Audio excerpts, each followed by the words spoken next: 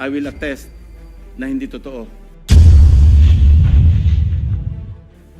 But yung sinasabi ni Saldico on social media as posted na nag-deliver siya ng 25 billion representing the 25% commission di umano para kay Presidente, that I will attest na hindi totoo.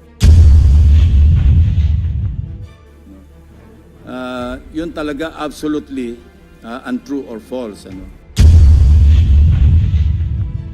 Napag-alaman ko from Undersecretary Bernardo na may mga tao sa Malacanang, not the President, not authorized by the President, who misrepresented him. I will name some of them. Undersecretary Adrian Bersamin. He name-dropped the President, making Saldico believe na utos ng Pangulo na ipasok sa BICAM yung insertions na 100 billion. Now, Yusek Trigib Olaybar. But Mr. President, let me deviate a little. Related din ito sa ating unused appropriations. Gusto ko lang ibahagi sa atin yung nangyari do sa, and this affects our economy, even yung investor confidence. You know, I have it on good information that yung announcement na ginawa, yung statement na ginawa ni ex-Congressman Saldico, na nagbintang siya na 100 billion, sinasabi niya na utos daw ng Pangulo na isingit sa BICAM. Your Honor and I both know that the 100 billion, and we went over, I know na, both of us went through the list independently or separately. And you and I agree na totoo yung listahan ng 100 billion pesos. Talaga nasingit sa BICAM. But yung sinasabi ni Saldico on social media as posted na nag-deliver siya ng 25 billion representing the 25% commission di umano para kay Presidente, that I will attest na hindi totoo. Yun talaga absolutely untrue or false. Untrue or completely false. Why? Because last Sunday, I received a call from the camp of former Undersecretary Roberto Bernardo. Ang sinasabi niya, noong nakita niya si Saldico sa social media na nagsasabing merong 100 billion di umano inutos ng Pangulo na isingit sa BICAM, napag-alaman ko from Undersecretary Bernardo na may mga tao sa Malacanang, not the President, not authorized by the President, who misrepresented him. I will name some of them. Undersecretary Adrian Bersamin. He name-dropped the President, making Saldico believe na utos ng Pangulo na ipasok sa BICAM yung insertions na 100 billion. Now, Yusek Trigib Olaybar.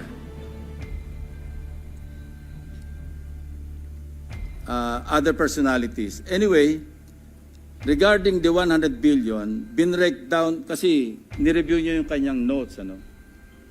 This is all related even to the appointment of Secretary Recto to be the Executive Secretary. As he is now the acting, I guess acting kasi hindi naman pwede magbigay ng ad interim appointment because Congress is not in recess, di ba?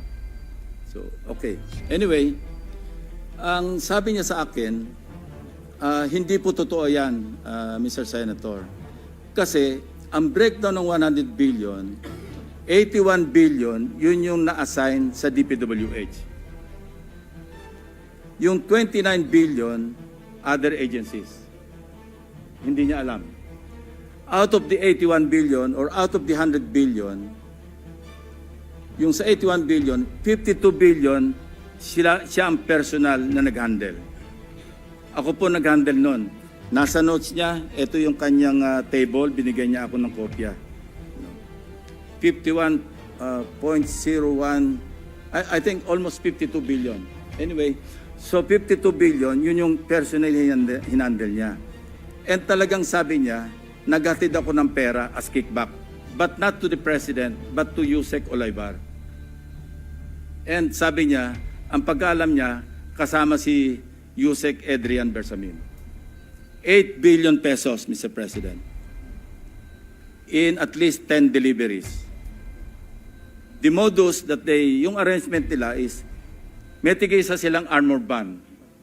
May armored van si Yusek Olaybar, may armored van siya, magpapark sa basement ng Diamond Hotel, darating yung van driven by Olaybar, and possibly, sabi niya, hindi siya sigurado, and possibly along with Adrian Bersamin. Bakante yung armored van, ipapark, idadrive yung isang van na puno ng pera. Ranging from 800 million hanggang 2 billion. Umabot ng 2 billion only because sometime in March, yung kanyang date na sinasabi from, I think, March hanggang April, yung delivery. Very good nga raw siya, sabi ni Yusek Olaybar, kasi nakakapag-deliver. Ang biggest kasi naipon, because March 11, natatandaan niya, inaapuran niya na si Undersecretary Olaybar, nakunin na kasi napupuno na at saka matagal na nakapark. Ang sabi niya, sabi ni Olaybar sa kanya, wag muna kasi magulo ngayon dahil inaaresto si dating Pangulong Duterte. So naipon yung laman ng van, sabi niya, mga 2 billion pesos. That was the single largest or biggest delivery that he made to Olaybar. Kung saan napunta, hindi natin alam. But personally, he knows or he knew that, kasi personally, nagpapalit sila, amounting to 8 billion pesos. 1 billion, he delivered to Secretary Bonoan. So that's 9 billion. Yung 8 billion was representative of 16% of the 81 billion or 82 billion. Ang usapan daw nila initially was 15%, Mr. President. Tumawad pa raw ng 1% si Olaybar, pero suspecha niya, natatawa raw siya dahil para sa sarili na lang ni Olaybar yung additional 1%. Kaya umabot siya ng 16%. 1 billion to Secretary Bonoan. Siya mismo nagbigay. So he was asking for my advice. Ang sabi ko sa kanya, can you put it in your own handwriting? And I'll see to it that it will reach the President. Isipan mo. But I took notes. When he was narrating what he was about to write down, I was taking notes together with my 2 lawyers. He was also with his lawyer. So, and that happened. The President received the handwritten narration. No? Ang sabi niya nga rito, eto, meron akong notes dito eh. Sabi niya, last quarter ng 2025, most likely during the last days of October or early November 2020, ano to? Last quarter. Yusek Trigib requested for list of projects. Siya nagpe-prepare eh. Of course, along with Yusek Cabral, kasi si Undersecretary Cabral naman ang tinatas ni Secretary Bonoan na mag-prepare na listahan. Ito nga yung awkward, Mr. President, and we want to correct this. Ano? Bakit nauna yung funding saka palang maghahanap ng items? Hindi po ba dapat may items nanggaling sa RDC bago po podohan?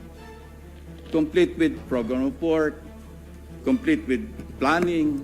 Pero ito po, nauna pa yung pagpopondo saka palang hahanapan ng items na ililista sa NEP. Remember, bukod pa po ito, dahil ito, gaan na ito eh, BICAM na ito eh.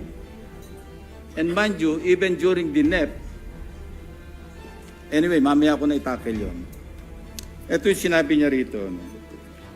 Ito, sinabi niya na si Trigib Olaybar prevented him from disclosing details on the 52 billion to Secretary Bonoan. Ayaw pasabi raw, Mr. President. Tapos, sinabihan siya ni Yusek Trigib Olaybar na si Secretary Bonoan asked Executive Secretary Bersamin several times, sino ba magpapacilitate itong 52 billion? Of course, isasama sa BICAM paano ito re-release? Sino magpapacilitate? Ang sagot ni ES Bersamin sa kanya, we will take care of it. Sila na raw ang bahala kung paano ayusin yung 52 billion. Now, I'm not defending the President, Mr. President. But in fairness to him, yung list of projects, yung 100 billion, initially naka-FLR lahat yun eh. Pinapatrack ko ngayon sa aking staff kung ilan yung na-release out of the items on FLR or PISARO for issuance of SARO. Hindi pa namin alam. But initially, kasama sa nabito do sa 194 billion ng ating Pangulo, 1.15 billion pesos worth of projects. Andito yung listahan ng projects. Nilista rin ng, nakita ng mga staff ko ito, pero may listahan din si Bernardo nito. Kung alam ni Pangulo at siya nag-utos na mag-insert ng 100 billion sa GAA, sa BICAM, bakit niya ibibito? Yan din ang observation ni Your Honor, di ba? Sabi niyo rin, because you also examined. While you were examining respecting the 2025 GAA, we were also busy inspecting. No, hindi naman tayo po nag-coordinate, but our findings are practically the same. Di ba? It's the same, Mr. President. Same. The same. Yeah, ito yung tatlong items no, na nabito. Saldico list vetoed items. GAA, Volume 1C, page 849. Construction of Cruise Port and Facilities Package, Puerto Princesa City. 250 million. 800, page 822. Construction of multipurpose building, government center, Barangay Gadani, Tayum, Abra. Page 322, construction of riverbank structure including irrigation system, integration of Long Polo River at Sitio Lawaan, upstream, right side, Mall Wall, Cebu, package 3, 100 million. Total, 1.15. Kung gusto kasi ng iba, paniwalaan natin na sa Pangulo ang nag-utos mag-insert. But it doesn't make sense to me, Mr. President. That's why I'm trying to explain this to our colleagues and to the members of the DBCC family para maliwanagan naman natin, and in the presence of the media, maliwanagan naman natin na hindi kasama ang Pangulo. Kasi, common sense. Siya nag-utos, ibibito niya. Siya nag-utos, i-FLR niya. Interjection, Your Honor. Yes, sir. Just for clarity, the handwritten letter was given to the President yesterday. As I think Monday, Mr. President. Yesterday. And At 2 p.m. And thereafter, he asked There for were the- resignations. He asked for the resignation. In this case, Mr. President, courtesy resignation is a euphemism for firing. Yeah. All right, thank you. Mr. President, the President is a very kind-hearted person. I would have suggested to the person who brought to the President or delivered to the President the handwritten narration of Mr. Bernardo. I would have suggested na tanggalin niya and then order an investigation. Otherwise, how can you insulate the President kung courtesy resignation? But that's water under the bridge because it did not happen, Mr. President. And I will still strongly suggest that an investigation is in order. Because, you cannot, just fool around and misrepresent the President of the Republic of the Philippines. No matter how kind-hearted he is, let's not take advantage. Yun po yung nakakasama ng loob. Ito pa yung aking notes, di ba? Sinabi niya, narinig niya si Saldico. Ito, I heard Saldico's statement that he delivered 25 billion to President Marcos and Speaker Romualdez, representing the commitment for the 100 billion. This could not be true because I handled the 52 billion pesos and I caused the delivery of the commitment for the 52 billion to USEC Trigib Olaybar. Personally, Mr. President. So let this be a lesson to everyone, no? To all of us. You know, sometimes kala mo lulusot ka. Pero sooner or later, it will catch up with you. Especially if you do it habitually. Who would know that the President would include in his SONA, mahiya naman kayo?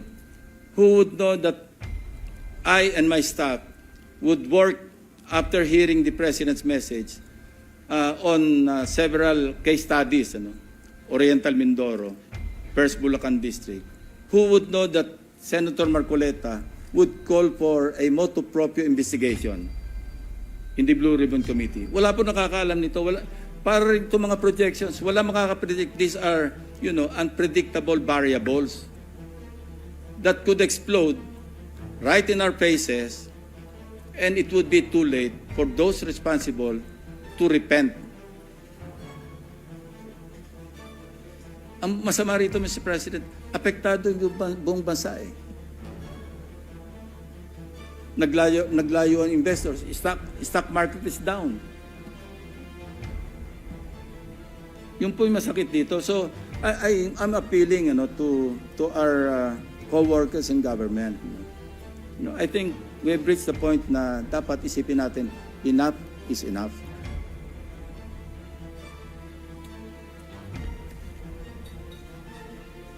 I think I have made myself clear, Mr. President, that there are persons responsible. And ngayon, back to the NEP. I don't want to steer the proverbial hornet's nest.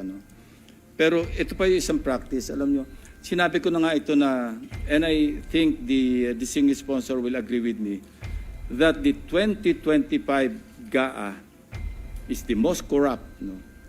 Lagi natin sinasabi ito.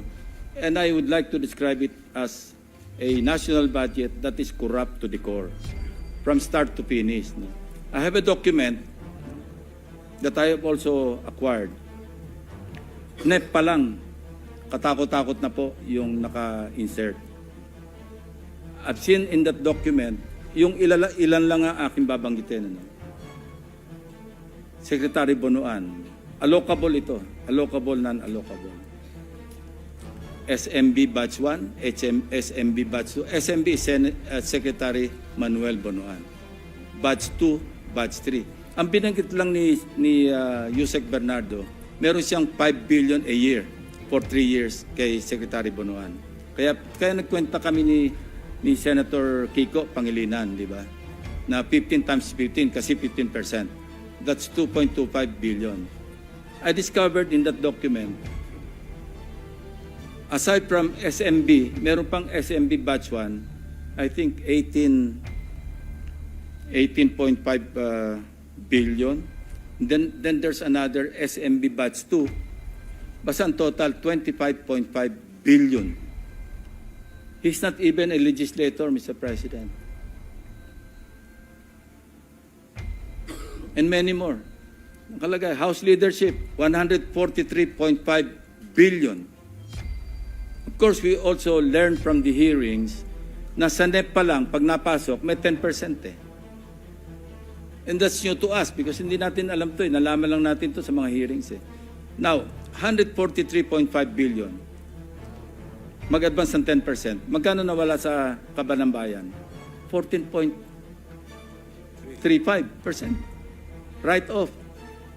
Nagagaling sa mga contractors. So why would the contractors advance that much kung hindi sila siguradong sila yung mangungontrata? It sucks, Mr. President, to think na ito yung nangyayari.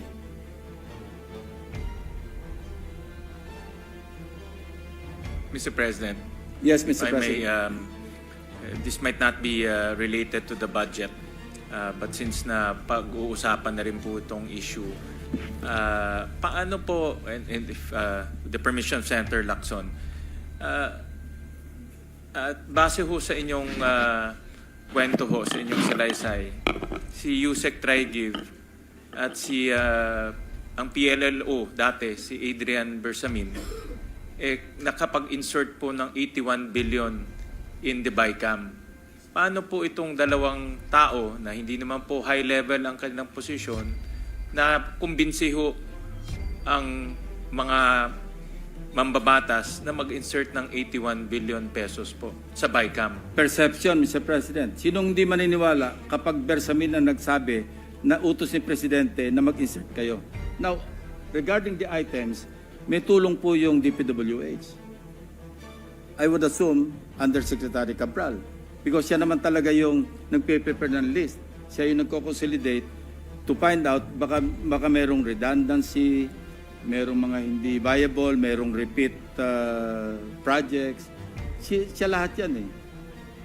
So ito yung conspiracy, Secretary Bonoan, as far as DPWH. Ano? So yung naiiwan ng, kasi 81, so meron pang tayong ina-account na 29 billion. Iba't ibang agencies na raw yun. Probably other departments, other agencies. Kung 81. Kahit na ho, 19, kung 81, 19. 19. Yeah, 19 billion.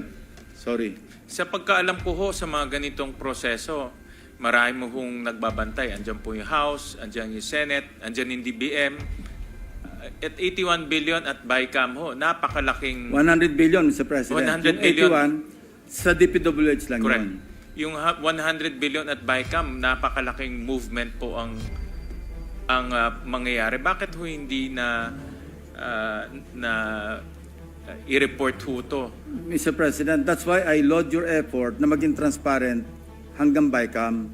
Nang gagawin natin ngayon, wala nang alien items na papasok outside of the House version and the Senate version. And that's a very good way forward, moving forward, na talagang hindi lang magiging simple, transparent, hindi na po pwede yung 2 tao na lamang, 3 tao, 4 na tao ang nag-uusap sa BICAM. Now, you ask me, how could it have happened? Eh, nag-uusap, ilan lang eh. Bakit hindi pwede mangyari? Siningit yung 100. Pinaratify. Alam naman po natin, pag nag-ratify tayo, or even the members of the BICAM, sa Senate lang, sa kapal noong ating pinipirmahan, page by page or every page, magiging kontrabida kapag inyuwi mo pa yung pinapapirmahan sa atin. Mahihiya ka kasi ikaw lang hinihintay. Without reading, we would sign. But times are different now, Mr. President, and we fully trust you because of, you know, what you have done so far. Lahat kami naniniwala na pag pinapirmahan mo sa amin yung BICAM report, assuming na member ako ng Bicameral Conference Committee ng Senate panel, and even the BICAM report for ratification, ako with you there, I will sign it without reading.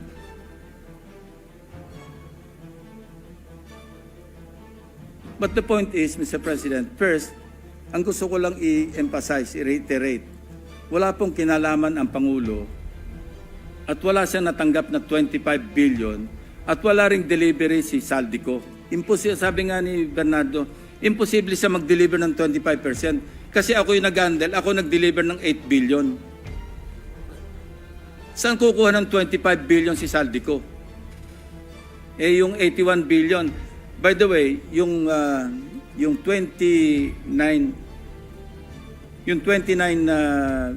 billion na kasi 81 eh, minus 52, hindi ba? Yun daw, ang nag-asikaso rin noon, si Tragib Olaybar, along with Secretary Bonoan and the others, rumekta na sa mga kontraktor, rumekta na sa mga RD, rumekta na sa mga DE. Hindi na niya napakailaman. Ang nahandle niya lang daw, 52 billion pesos worth of projects ng DPWH. Kasi the rest, 19 other agencies. Out of the 81, yung remainder, Olaybar again, along with Bonoan, hindi dumaan sa kanya. That's how the syndicate works, Mr. President. Mr. President, pino-confirm ko, hindi ho kami nag-uusap ni Senator Lacson. But review ko ho yung mga projects at ganun rin po nakita namin na about 1.1 billion 150 Yeah. ang na veto po ng Pangulo.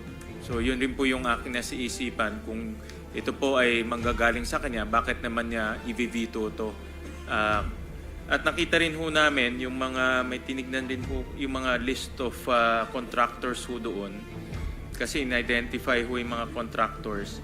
Marami ho sa contractors ay kasali rin po doon sa mga maanumalyang flood control. Nakita ho namin na andyan po sila Alpha and Omega General Contractor, ito po yung Diskaya. Si Wawaw Builders, nandyan rin po. Si Legacy Construction na pinatawag natin dito, QM Builders. So ang ibig sabihin nitong mga contractors na nakita natin sa flood control, present rin dito sa 81 billion worth of projects. So, well, thank you, Senator Lacson, for your very eagle-eyed analysis on this matter.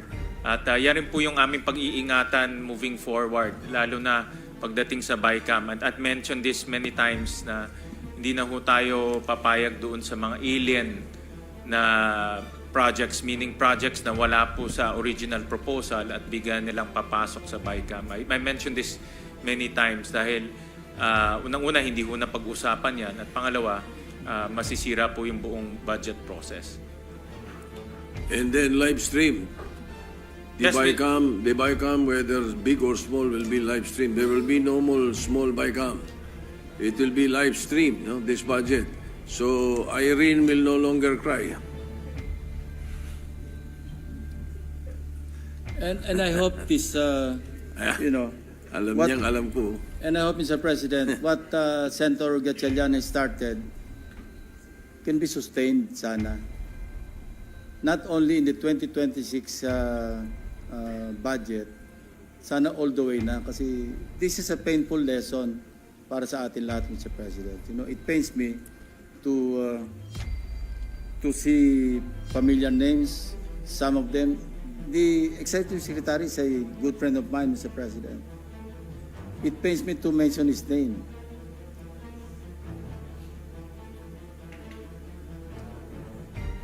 Yeah.